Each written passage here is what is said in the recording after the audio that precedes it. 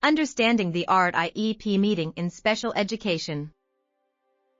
Why does the ARD-IEP meeting occur? It is because of the need to create or review the individualized education program of the student who will receive special education services. The ARD-IEP meeting is where all the services that a student is eligible for in special education must be reviewed. This meeting occurs at least once each school year, but it can happen as many times as necessary if there is a need to make changes to the services or if it is understood that there may be a lack of provision of these services to the student. What needs to happen before this meeting? If it is the school that needs to request it, at least 5 days before the meeting, and in your native language, the school must send you a written notice about the meeting. It is crucial that they also send you the documents that will be reviewed in the meeting.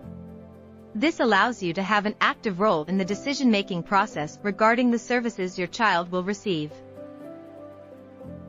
How can parents or caregivers request this ARD-IEP meeting? If you want a meeting to discuss the services the student is receiving or should be receiving, the law requires that it be requested from the school staff in writing or verbally. The school has 15 days to respond to the request received in writing and send the prior notice with the proposed date and time for the meeting. But preferably do it in writing and keep evidence. Now, what's happening at the ARD meeting? The process or agenda should be as follows: establish the purpose of the meeting, review the student's most recent data, including the current levels of the student's academic and functional performance, PLAF, and continue with what was agreed to be worked on in the meeting. Depending on the purpose of the meeting, the agenda will be tailored accordingly. The current levels of the student's academic and functional performance, PLAF, are shared with the committee.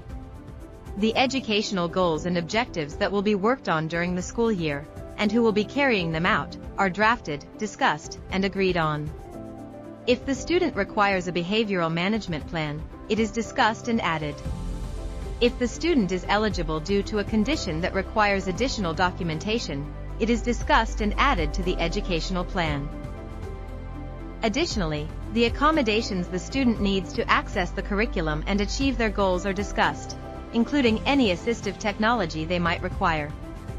Their participation in state standardized assessments and their eligibility for extended educational services or extended school year are also included.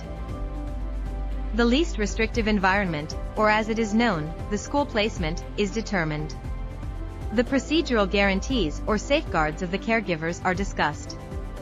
Finally, the consents and agreements are signed. When there is agreement on the matters discussed in the meeting, the school begins the process of providing services or evaluations. For evaluations, the school has 45 days to complete the evaluation process, plus 30 days to discuss it in a formal ARD meeting. For the initiation of services, the school can start providing them in 5 days or immediately. When there is no agreement, the committee must meet again in 10 days. The guardian or the school can request a remedy such as mediation. Also, either party can request an investigation using the TEA complaint system, which could take up to 60 days to resolve, or request a due process hearing, which could take up to 120 days to have a final decision. Important: a copy of all the documents reviewed in the meeting must be given or sent to you digitally. This includes the finalized IEP with signatures, consents, and meeting deliberations or notes. In the meeting, there must be a representative from the following groups. You, the student's guardian, and/or anyone you believe can contribute to the meeting, and the student once they turn 14, for the transition process. The educational component must include a special education teacher. If the student has a visual or hearing disability, a specialist in teaching this population must be present. Finally, a general education teacher if the student participate in any general education class. A representative from the evaluation team who is familiar with the student's disability that makes him eligible for special education should be present to clarify any questions about the student's abilities or condition, that is, evaluators and/or therapists. As an administrative component, the following must be present: school representative administrator, this could be the principal or assistant principal, and the school ARD coordinator, special education coordinator, or ISD special education personnel. But what happens after the ARD meeting? Remember that the IEP is a legally binding agreement between you as the student's representative or caregiver and the school, ISD, or TEA.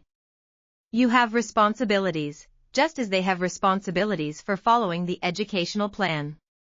Your responsibility is to advocate for your student and foster a collaborative environment between you and the school staff. We understand that, as caregivers, managing all the details of your child's or young person's life can be challenging, especially for those with a disability. Still, when this young person becomes an adult, you'll see the results of your efforts. Seek support from other parents and join organizations that offer programs to help you better understand how to move forward in your daily life.